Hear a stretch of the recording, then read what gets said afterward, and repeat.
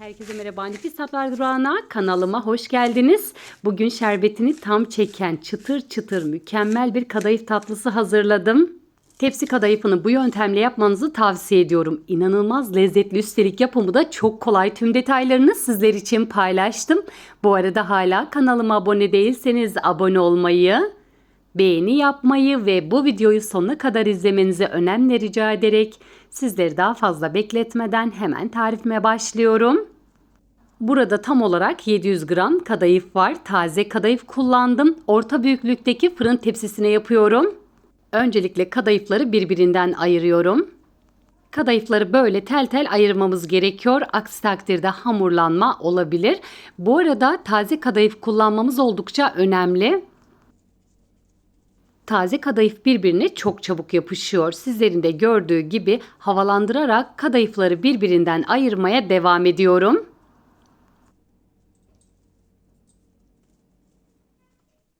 Tüm kadayıfları tel tel olacak şekilde birbirinden ayırdım. Şimdi kadayıfları kesme işlemine geçeceğim.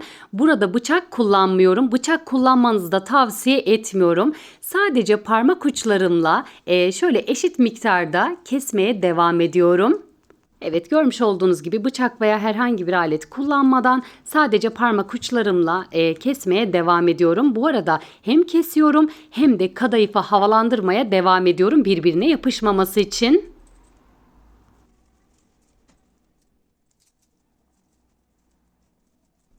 Tüm kadayıfları parçaladım. Havalandırarak kontrol ediyorum. İçerisinde topaklanma olmaması gerekiyor. Ardından şerbetini hazırlamaya geçiyorum. Bu arada 180 gram tereyağını erittim, bir köşeye kaldırıyorum. Tereyağın ılık olması gerekiyor ve şimdi şerbetini hazırlamaya geçtim. 5 su bardağı toz şekerin üzerine 5,5 su bardağı su ilave ettim. Şeker eriyene kadar karıştırdıktan sonra hemen ocağa alacağım.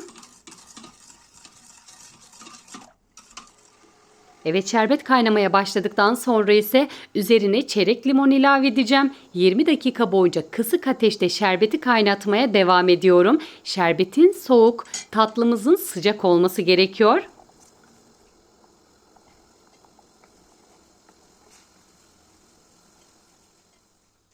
Evet, kadayıf tatlısının olmazsa olmazını cevizini hazırlıyoruz. 2 su bardağı ceviz kullandım. Burada robottan geçirmeyeceğim. Elimle iri iri olacak şekilde kıymaya devam edeceğim.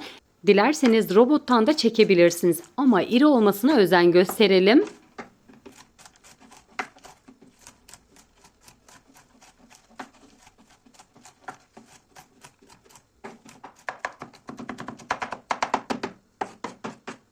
...700 gram tel kadayıfı için 2 su bardağı dolusu ceviz yeterli gelecektir. Ve şimdi kadayıfları yağlama işlemine geçiyorum. Tüm kadayıfın üzerine erittiğim tereyağını ekledikten sonra elimle harmanlayarak karıştırmaya devam ediyorum. Ben tereyağı kullandım. Sizler dilediğiniz katı yağını kullanabilirsiniz. Buradaki en önemli detay ise kadayıfların her tarafına tereyağının ulaşması. Çok fazla avucumun içerisine sıkmıyorum. Havalandırarak, yani birbirine yapışmasını önleyerek tereyağın her tarafına ulaşmasını sağlıyorum. Buraya kadar gelen sevgili takipçilerimden yorumlar kısmına emoji olabilir, çiçek olabilir, tarifim hakkında farklı fikirlerde, farklı düşüncelerde bulunmak isterseniz benimle paylaşabilirsiniz. Kadayıfı yağladıktan sonra 2 eşit parçaya böldüm. Bir alt kısmına ceviz ekledikten sonra bir de üst kısmına ekleyeceğiz. Orta büyüklükteki tepsiyi yumuşamış tereyağı ile güzelce yağlıyorum. Tepsinin tabanını sadece tereyağı ile yağlarım kadayıfı pişirirken, ama bu sefer bir tatlı kaşığı da pekmez kullandım güzel kızarabilmesi için. Bir detaydan daha bahsetmek istiyorum. Ben pekmezi elimle sürdüm. Dalgalı olmaması için fırçayla sürmenizi tavsiye ediyorum eğer pekmez kullanacaksanız. Ve şimdi tepsinin tabanına kadayıfı yerleştiriyorum. Yine alt tabakasına da aynı eşitlikte kadayıfları yerleştiriyorum. Videomun bu kısmına kadar geldiyseniz eğer, hangi ülkeden veya hangi şehirden izliyorsanız yorumlar kısmında benimle paylaşabilirsiniz. Yine videomu beğendiyseniz eğer sevdiklerinizle, arkadaşlarınızla, sosyal medya hesaplarınızdan paylaşarak bana destek olursanız çok sevinirim. Ve şimdi elimle üzerine bası uyguluyorum. Hafif düzgünleştirdikten sonra her tarafına bolca ceviz serpeceğim.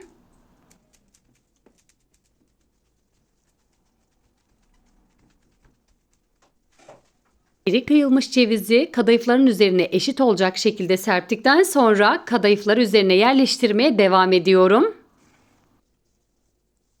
Tepsi kadayıfını hep bu yöntemle yapıyorum. Şerbetini tam çekiyor ve çok da gevrek oluyor. Bu tarifi akşamdan hazırlamanızı tavsiye ediyorum. Çünkü çok güzel dinlenmesi gerekiyor. Kadayıf tatlısını denedikten sonra artık dışarıdan satın almayacaksınız. Çünkü dışarıdan satın aldıklarımızdan çok daha lezzetli. Lezzet garantisi veriyorum. Sizler de gönül rahatlığıyla tarifimi deneyebilirsiniz. Açıklamalar kısmına malzemelerimi tam not olarak ekliyorum. Oradan da ulaşabilirsiniz. Umarım tarifimi denedikten sonra sizler de çok beğenirsiniz. Tarifimi deneyen arkadaşlarım sonucu benimle paylaşırsanız çok sevinirim. Kadayıfları üzerine yerleştirdikten sonra şimdi en önemli işleme geçeceğiz. Üzerine bası uyguluyoruz. Önce elimle güzelce bastırıyorum. Düzgünleştirdikten sonra ise borcamdan yardım alacağım. Burada dilediğiniz aparatı kullanabilirsiniz. Evet, görmüş olduğunuz gibi düz bir borcam ile üzerine bası uygulayarak şekil vermeye devam ediyorum. Bu işlemi yapmamızın sebebi ise kadayıfların piştikten sonra dağılmaması, kalıp halinde tatlımızı hazırlamak. Birkaç dakika boyunca bu işleme devam ediyorum. Her tarafının eşit bir şekilde düzgün olması için.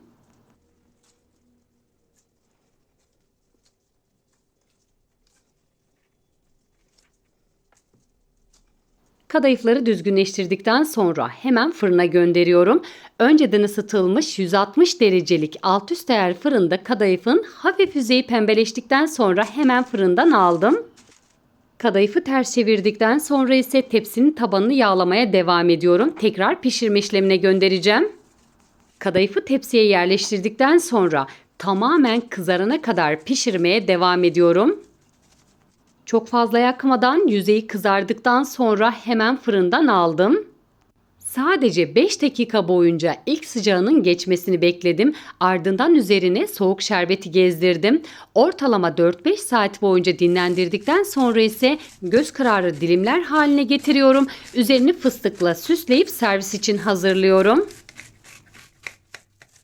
Yine belirtmek istiyorum. Bu tatlıyı bir gün öncesinden yapmanızı tavsiye ediyorum. Hem şerbetini tam çekmiş olacak hem de çok güzel dinlenmiş olacak. Çok fazla zamanım olmadığı için sadece 4 saat boyunca dinlendirebildim ve hemen servis yapmam gerekiyordu.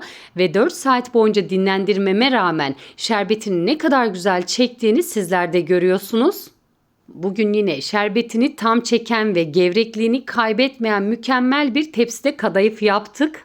Bugünlük de tarifimin sonuna geldim. Bir sonraki tarifimde görüşmek dileğiyle. Beni izlediğiniz için hepinize çok teşekkür ediyorum. Şimdiden hazırlayacak olanlara afiyet olsun. Hoşça kalın.